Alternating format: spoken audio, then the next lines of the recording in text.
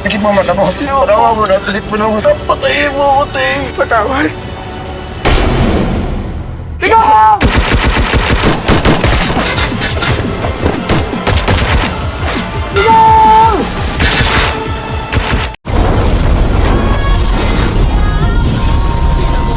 Narito na mga kapamilya ang kabang-abang na episode dito sa FPJ's Batang Quiapo.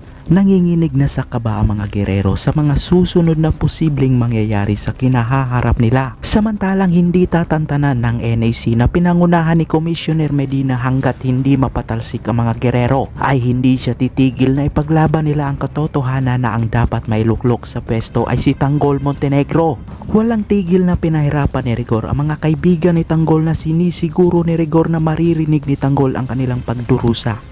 Isa-isa na ring nagpapasalamat ang mga kaibigan ni Enteng sa kanya at sa mahabang panahon na magkasama sila. Hindi rin nila inakala na kaibigan din ang magdadala sa kanila sa katapusan. Samantalang kinakabahan si Tanggol dahil isang oras na ay hindi pa rin nakabalik ang tropa. Nagdesisyon si Tanggol na sundan nila ito at hindi rin papayag si Ramon na mag-isa lang itong si Tanggol lumakad. Para sa ganon ay maprotektahan niya ito.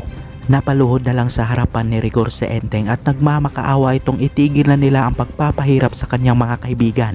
Gusto nang ipatapos ni Rigor kay Enteng ang tropa at kung hindi niya ito gagawin ang nanay niya malalagay sa langanin. Samantalang eksaktong dumating sila Tanggol at laking gulat niyang patibong lang pala ang pagpunta nila rito sa Binaventura.